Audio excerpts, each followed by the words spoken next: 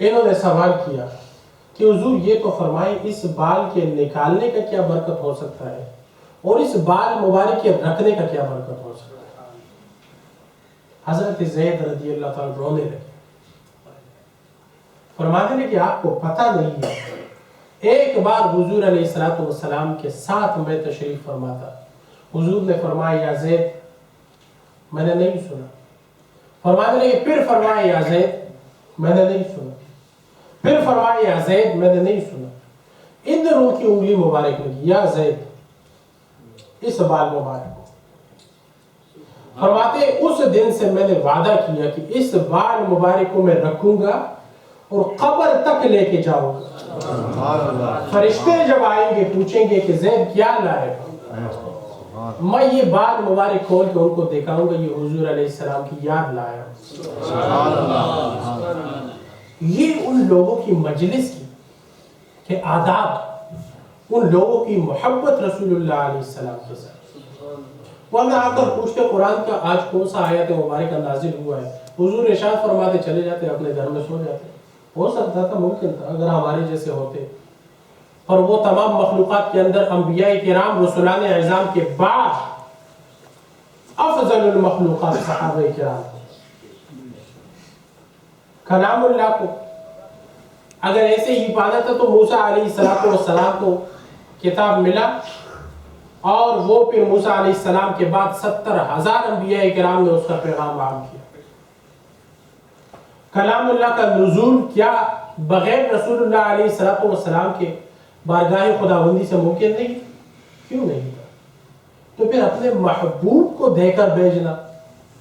اپنے محبوب کی صحبت تمام امت کے ہاں میسر کرنا اور اپنے محبوب کے اس ذکر کو عام کرنا، اور یقین مانیے خواجہ غریب نواز ہو یا شہنشاہ سمنان ہو یا قادریہ شریف، نقشبندیہ شریف، سہروردیہ شریف، چشتیہ شریف کا کوئی بھی ولی اللہ ہو، اس کا مشن دعوت قرآن و حدیث اور محبت رسول علیہ السلام کو عام کرنا۔ اور اکثر میں یہ بات کرتا ہوں، کبھی ڈر کے کبھی ببال کے دہن، لیکن یہ بات میں ضرور کرتا ہوں کہ زمانے والوں ہر قسم کے نظام کو ہم نے دیکھ لیا، بغیر ویسٹرن ایجوکیشن کے نظاموں کو ہم نے دیکھا، ویسٹرن ایجوکیشن کے اندر ہم نے نظاموں کو دیکھا، ڈکٹیٹرشپ کو دیکھا، ہم نے جمہوریتوں کو دیکھا کہ روپے کے حد تک جمہوریت ہے، جب فائنانسز کریش ہو گئی تو جمہوریت ختم ہو گئی۔ ہم نے بڑے بڑے گورنمنٹس دیکھے جس میں 30 40 سال تک لوگ حکومت کرتے رہے، لیکن ہم نے کبھی بھی اپنے جولی کے اندر موتی کو نہیں پرکھا، کبھی ہم نے نظام مصطفیٰ کو اپنے گھر کے اندر بھی رائج نہیں کیا۔ حکومتوں کو تو چھوڑ دیں، اگر اپنے گھر کے اندر ہم رسول اللہ علیہ السلام کے اس نظام کو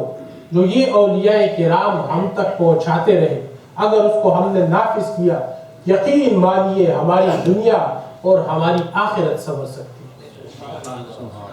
مسلمان ہوتا کون ہے، اس کا مشن کیا ہے، اس کا طریق کیا ہے، اس کی زندگی کا مقصد اور گول کیا ہے؟ اگر انسان اپنے لائف سٹینڈرڈ کو اپنا مشن سمجھتا ہے،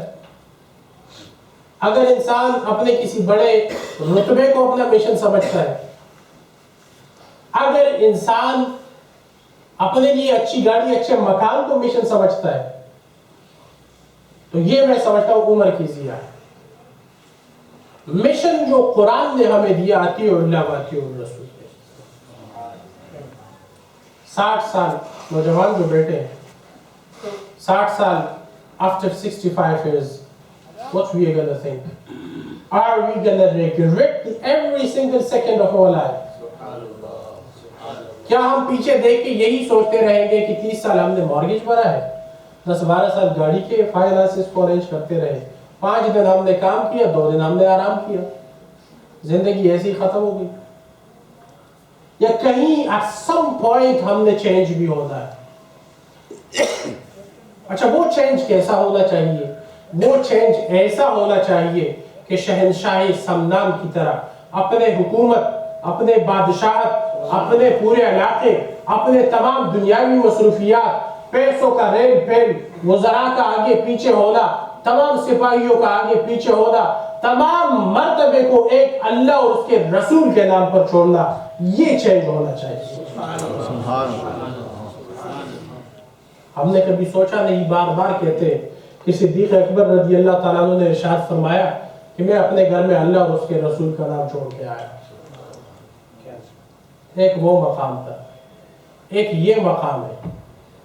وہ پوری دنیا رسول اللہ علیہ السلام کے درگاہ عالیہ میں پیش کر کے پھر فرماتے ہیں کہ میں نے ایک اللہ اور اس کے رسول کو میں گھر میں چھوڑ کے آیا۔ یہاں پوری دنیا کو چھوڑ کے اللہ اور اس کے رسول کے نام کو لے کے ولایت کا یہ انداز ہے، صدیقیت کا انداز سب سے اونچا، پر یہ جو ولایت کا انداز ہے اس کو بھی آج دنیا سلام پیش کرتی ہے۔ اور اسی سوچ، اسی مکتب، اسی فکر میں آج بھی ایسے جید علماء کرام موجود ہیں کہ جو آپ کی حق تک پہنچنے کی رہنمائی کر سکتے ہیں۔ آج بھی حضور شیخ الاسلام حضرت مدنی میاں دامت برکاتہم العالیہ اور آپ کے برادر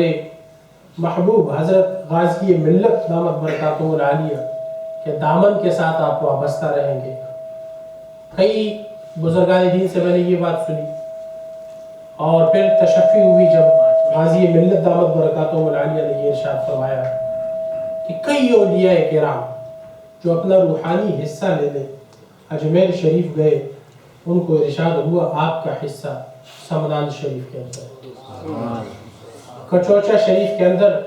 آستانِ اشرفی پہ جائیں، آپ کا حصہ وہاں سے ملے۔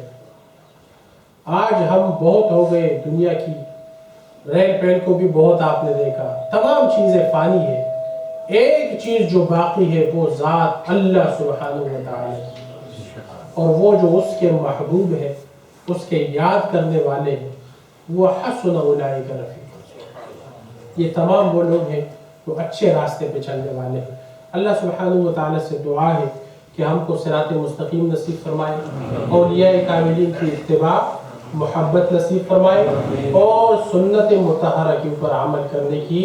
توفیق نصیب فرمائے۔ گفتگو اور کلام کے اندر اگر کوئی غلطی ہوئی ہو، اللہ سبحانہ و تعالی سے آپ سے معافی کا طلبگار ہوں۔ وما علینا الا البلاغ۔